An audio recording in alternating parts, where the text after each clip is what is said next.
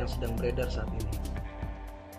Saya dengan penuh kesadaran dan ketulusan ingin memohon maaf kepada istri, keluarga, teman-teman Sabian, dan semua yang merasa tidak nyaman dengan kekhilafan yang saya lakukan.